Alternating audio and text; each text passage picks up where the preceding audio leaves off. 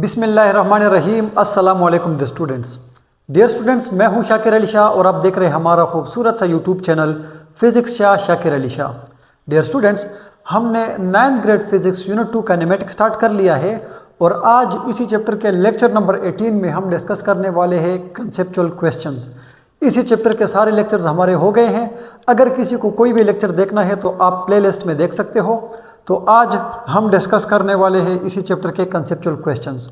पहला क्वेश्चन है, is it possible that the displacement is zero but not the distance?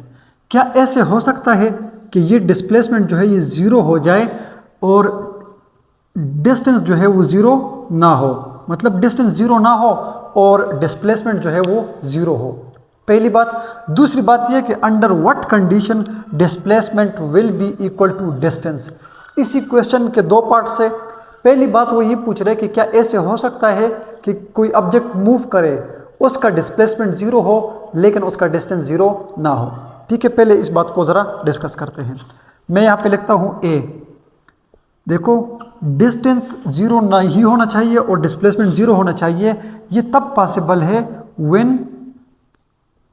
When object moves in closed path. When object moves in closed path, कि जब आपका कोई भी object closed path में move करता है उसी केस में आपका डिस्प्लेसमेंट जीरो होगा लेकिन डिस्टेंस जीरो नहीं होगा। जिस तरह इन द केस में यहाँ पर लेता हूँ ये सर्कल। ठीक है, अब ये जो आपके पास सर्कल है, फॉर एग्जांपल एक ऑब्जेक्ट यहाँ से मूव करता है, ए पार्टिकल है, मूव करते करते वापस इसी पॉइंट तक आ जाता है। तो इस केस के अंदर जो आपका डिस्प्लेसमेंट है वो इक्वल टू ज़ीरो हो जाएगा, लेकिन इसका जो डिस्टेंस जो है वो ज़ीरो नहीं होगा और वो जो है आपका इक्वल हो जाएगा s इक्वल्स 2πr, जिसको आप लोग कहते हैं सरकमफेरेंस ऑफ द सर्कल। जो कि इस सर्कुलर पाथ में ऑब्जेक्ट का डिस्प्लेसमेंट जीरो है लेकिन इसका डिस्टेंस जीरो नहीं है। इसका डिस्टेंस जो है वो इक्वल है किस चीज़ के? Circumference of the circle. दूसरी बात, वो उसी क्वेश्चन में ये पूछ रहा है कि under what condition displacement will be equal to distance. ऐसे कब हो सकता है कि किसी भी ऑब्जेक्ट का डिस्प्लेसमेंट इक्वल टू डिस्टेंस हो, यानी ये इसका बी पार्ट है। तो डिस्प्लेसमेंट और डिस्टेंस जो है स्टूडेंट्स वो कब बराबर हो सकते हैं? जब ऑब्जेक्ट जो है वो स्ट्रेट लाइन में मूव करे। If object moves in straight line, कि अगर आपका ऑब्जेक्ट जो है वो स्ट्रेट लाइन में मूव करता है तो हम बोलेंगे कि इसका डिस्टेंस और इसका डिस्प्लेसमेंट बराबर होगा। जिस तरह फॉर एग्जांपल ये पॉइंट ए है और ये पॉइंट बी है, ये ऑब्जेक्ट बिल्कुल स्ट्रेट आ रहा है यहाँ तक, तो इसका डिस्टेंस और ये जो डिस्प्लेसमेंट है इसको आप डिस्टेंस कह दें या डिस्प्लेसमेंट कह दें, क्योंकि ये दोनों बराबर है। ऑब्जेक्ट स्ट्रेट लाइन में मूव कर रहा है तो ये दोनों बराबर होंगे। तो दोबारा बता देता हूँ कि अगर आपका पार्टिकल सर्कुलर पाथ में मूव करता है तो उस केस में डिस्प्लेसमेंट जीरो होगा, डिस्टेंस जीरो नहीं होगा। और अगर ऑब्जेक्ट भी स्ट्रेट लाइन मूव करता है तो उस केस में डिस्टेंस और डिस्प्लेसमेंट बराबर हो जाते हैं। ठीक है, अच्छा। Question number 2, does a speedometer measures a car speed और वेलोसिटी? कि कार के अंदर जो स्पीडोमीटर होता है वो कार की वेलोसिटी को मेजर करता है या स्पीड को मेजर करता है? तो डियर स्टूडेंट्स, याद रखना, स्पीड जो है वो एक स्केलर क्वांटिटी है और वेलोसिटी जो है वो एक वेक्टर क्वांटिटी है जिसके लिए डायरेक्शन भी ज़रूरी है। लेकिन जो आपका कार है, फॉर एग्जांपल ये आपका कार है, ठीक है, तो यहाँ पर इसकी जो है ना एक मीटर लगा होता है जो आपके पास आपकी ऑब्जेक्ट की यानी कार की स्पीड को बताता है। अब ये स्पीडोमीटर जो है ना ये सिर्फ और सिर्फ आपको स्पीड का मैग्नीट्यूड बताता है, ठीक है, कि आपका कार जो है वो कितना फास्ट मूव कर रहा है। ये आपको डायरेक्शन की कोई इंफॉर्मेशन नहीं देता। यानी ये जो आपका मीटर है ये आपको कोई भी डायरेक्शन की इंफॉर्मेशन नहीं देता। तो हम बोलेंगे कि ये जो स्पीडोमीटर है ये कार की स्पीड को मेजर करता है, उसकी वेलोसिटी को मेजर नहीं करता, क्योंकि वेलोसिटी एक वेक्टर क्वांटिटी है, उसके लिए डायरेक्शन भी ज़रूरी है और ये स्पीडोमीटर जो है ये हमें डायरेक्शन के बारे में कोई इंफॉर्मेशन नहीं देता, इसीलिए हम कहेंगे कि speedometer measures the car speed not its velocity. Clear है? अच्छा क्वेश्चन नंबर 3 को देखें। कहते हैं कि is it possible for an object to be accelerating and at rest at the same time, explain. क्या ऐसे हो सकता है कि कोई ऑब्जेक्ट है वो रेस्ट पर भी है और एक्सेलरेटिंग भी है, मतलब उसकी एक्सेलरेशन भी है? क्या ऐसे हो सकता है? If yes then explain. तो डियर स्टूडेंट्स, ये है फॉर एग्जांपल आपके पास कोई भी ऑब्जेक्ट, फॉर एग्जांपल मैं लेता हूँ ये क्रिकेट बॉल है, इसको आपने यहाँ से रिलीज कर दिया, ये बॉल ऊपर जाते जाते एक टाइम आ जाएगा जब ये यहाँ पर रुक जाएगी हाईएस्ट पॉइंट पे। अब उस पॉइंट पर इसकी वेलोसिटी जो है वो 0 हो जाएगी, क्योंकि ये ऑब्जेक्ट रेस्ट पर आता है 0 मीटर पर सेकंड। लेकिन ये फिर भी एक्सेलरेटिंग है और इसकी जो एक्सेलरेशन है वो acceleration due to gravity 9.8 metre per second square, यानी अर्थ इसको अट्रैक्ट कर रही है। तो हम बोलेंगे कि अगर ये मार्कर है इसको आप ऊपर की तरफ फेंकते हो तो अपने हाईएस्ट पॉइंट पे जाके ये थोड़ी देर के लिए रुक जाता है, इसकी वेलोसिटी 0 हो जाती है, ये रेस्ट पे आ जाता है, लेकिन स्टिल इट इज़ एक्सेलरेटिंग। ये फिर भी एक्सेलरेटिंग है, इसके पास एक्सेलरेशन है। कितनी एक्सेलरेशन है? एक्सेलरेशन ड्यू टू ग्रेविटी, जो कि वैल्यू है उसकी 9.8 मीटर पर सेकंड स्क्वायर। दूसरा केस मैं आपको बताता हूँ स्टूडेंट्स, जिस तरह फॉर एग्जांपल ये है आपके पास सिंपल पेंडुलम, ठीक है। अब ये ऑब्जेक्ट है कोई, इसका बॉब जो है वो मीन पोजीशन पर है, आप लेकर आते हो उसको यहाँ एक्सट्रीम पे पॉइंट ए, जब छोड़ देते हो तो ये मतलब इन दो पॉइंट के दरमियान ऑसिलेट करता है, ठीक है। जब ये ऑसिलेट करता है, फॉर एग्जांपल ये जब यहाँ से यहाँ तक आता है थोड़ी देर के लिए क्या आ जाता है? रेस्ट पे आ जाता है। जब ये रेस्ट पे हो जाता है तो हम बोलेंगे कि इसकी वेलोसिटी क्या है? 0। लेकिन अगर एक्सेलरेशन को आप देखें, चूंकि ये सिंपल हार्मोनिक मोशन है तो ये a इज़ डायरेक्टली -x हो जाएगा। इसका ये मतलब है कि अगर डिस्प्लेसमेंट यहाँ पर मतलब बहुत ज़्यादा है, जितना डिस्प्लेसमेंट ज़्यादा होगा उतना जो है यहाँ पर इसकी एक्सेलरेशन भी होगी। अब देखिए डिस्प्लेसमेंट ज़्यादा है, क्योंकि इसका ये मतलब है कि इस केस में ऑब्जेक्ट यहाँ पर रेस्ट पर है, वेलोसिटी 0 है, लेकिन फिर भी इसकी एक्सेलरेशन है यहाँ पर, और इस केस पर इसकी एक्सेलरेशन होती है मैक्सिमम। इसी तरह अगर आप जो है थर्ड केस ले लें, मास स्प्रिंग सिस्टम, ठीक है। ये आपके पास कोई ऑब्जेक्ट है इसके साथ अटैच्ड, आपने उसको एक्सटेंड किया और यहाँ तक लेकर आए, ठीक है। तो ये भी आपके पास यही केस बनता है, a इज़ डायरेक्टली -x। जब ये एक्सट्रीम पॉइंट पर होता है इसकी वेलोसिटी 0 होती है, लेकिन इसकी एक्सेलरेशन जो है वो 0 नहीं होती। तो यहाँ पर कहा गया था कि is it possible for an object to be accelerating and at rest at the same time, कि ऑब्जेक्ट रेस्ट पर भी हो और उसकी अच्छी खासी एक्सेलरेशन भी हो। तो मैंने आपको उसके 3 एग्जाम्पल दे दिए। क्लियर है? अच्छा, अब क्वेश्चन नंबर 4 को ज़रा देखें। कहते हैं कि can an object have 0 acceleration and non 0 velocity at the same time. क्या ऐसे हो सकता है कि एक ऑब्जेक्ट की एक्सेलरेशन 0 हो और उसकी वेलोसिटी नॉन 0 हो? आप एक्सप्लेन कर दें।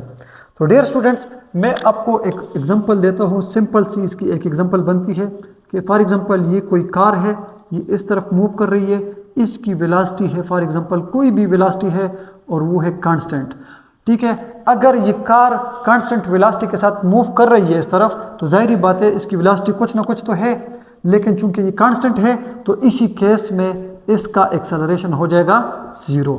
देखो वेलोसिटी अगर मतलब कांस्टेंट है, नॉन 0, ठीक है, और चूंकि ये कांस्टेंट है तो इसमें चेंज नहीं आ रहा, एक्सेलरेशन 0। क्लियर?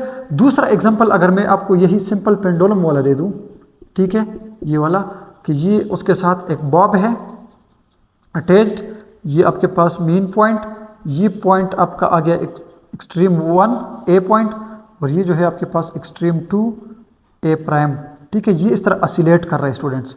अब आपको पता होगा यहाँ पर ये रेस्ट पर था, आप उसको यू एक्सटेंड लेकर यहाँ तक ले आए, यहाँ से आपने इसको रिलीज़ कर दिया, अब ये जो है जाएगा इससे, ठीक है। तो यहाँ पर 2 तरह की हमने पढ़ा था कि एनर्जीज होती है, काइनेटिक एंड पोटेंशियल।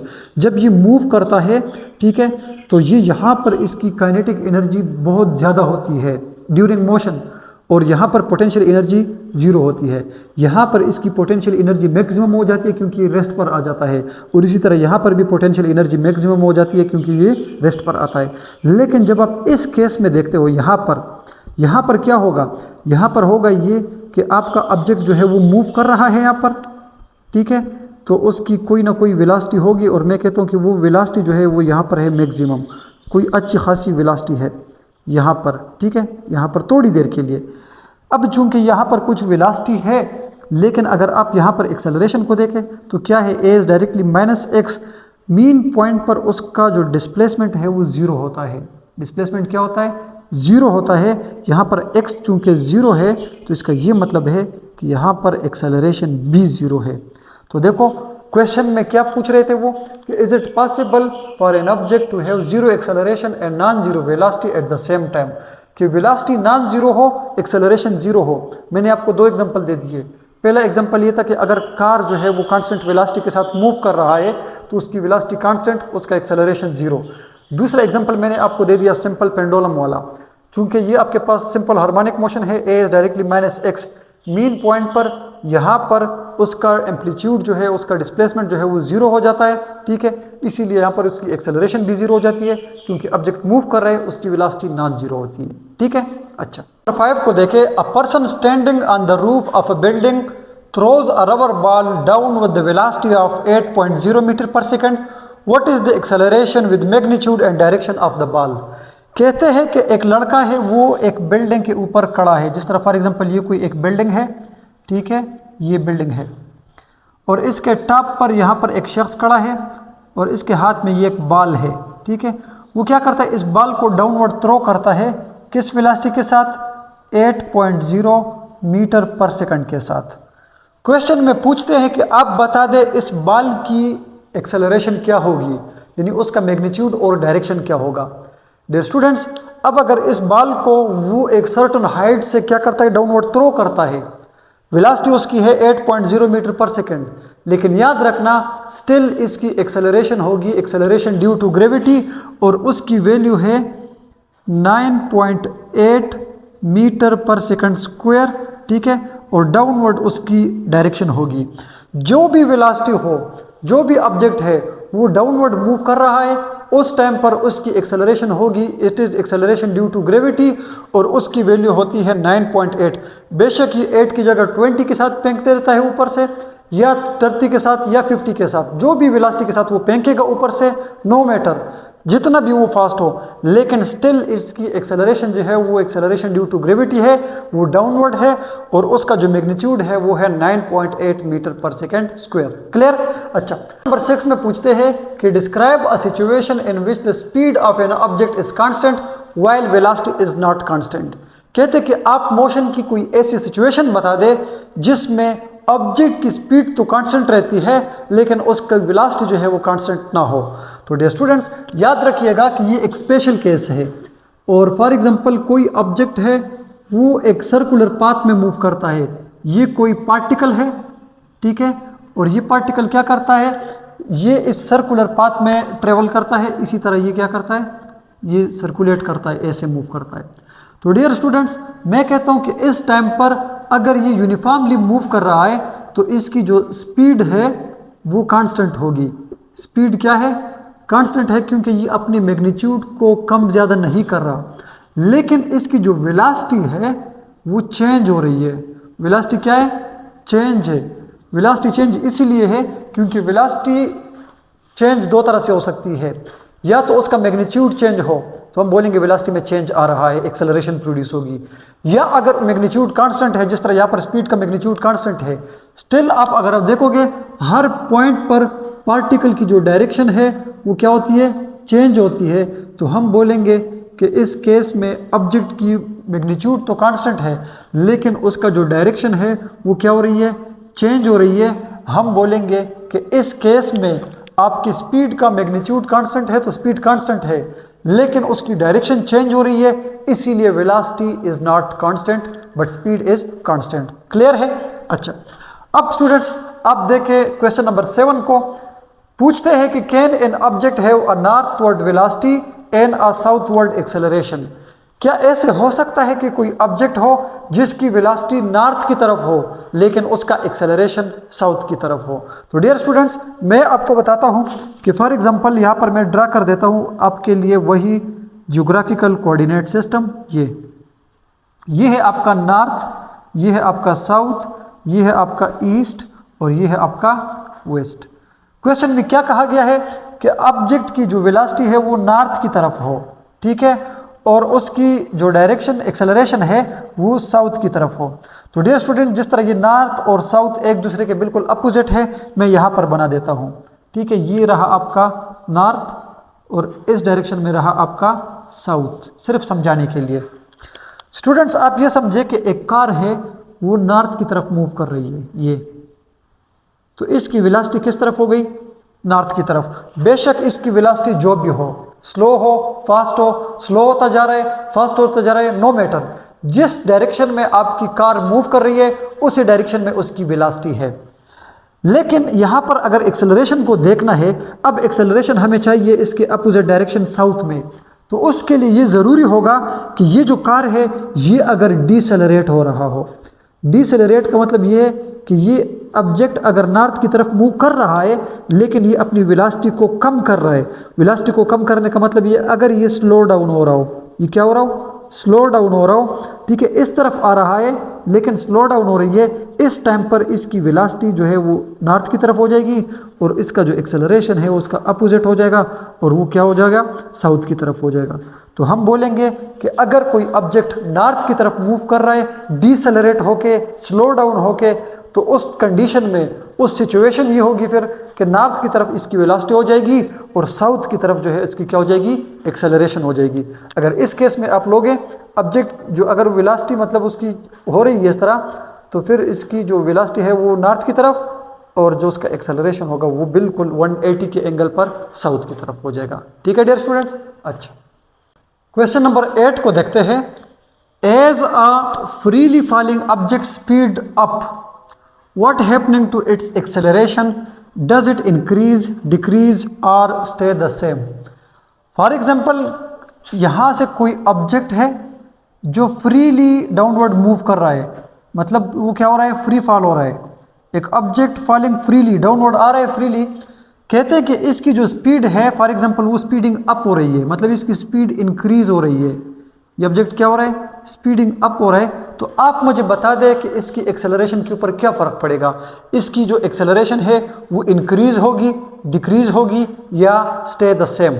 तो डियर स्टूडेंट्स याद रखिएगा कि जब कोई ऑब्जेक्ट अपवर्ड मूव करने के बाद डाउनवर्ड आता है, ठीक है, फॉलिंग फ्रीली हो रहा है, तो हम बोलेंगे कि इस ऑब्जेक्ट के ऊपर और कोई फोर्स नहीं लग रही, सिर्फ और सिर्फ ग्रेविटी लग रही है और हमने एयर रेजिस्टेंस को भी नेग्लेक्ट कर दिया है यहाँ पर। तो याद रखिएगा इसकी स्पीड अब यहाँ पर इंक्रीज हो रही है या जो कुछ भी हो रहा है, तो इसकी एक्सेलरेशन स्टिल कांस्टेंट है और वो एक्सेलरेशन है बिकॉज ऑफ ग्रेविटी। तो हम बोलेंगे कि उस एक्सेलरेशन का जो मैग्नीट्यूड है वो है 9.8 मीटर पर सेकंड स्क्वायर। जिस तरह भी वो मूव कर रहा है, अगर उसकी वेलोसिटी थोड़ी सी इंक्रीज हो रही है, बहुत ज़्यादा इंक्रीज हो रही है, लेकिन जब आप डिफरेंस निकालोगे तो आपके पास एग्जैक्टली उसका जो एक्सेलरेशन है वो exactly 9.8 metre per second square आएगा।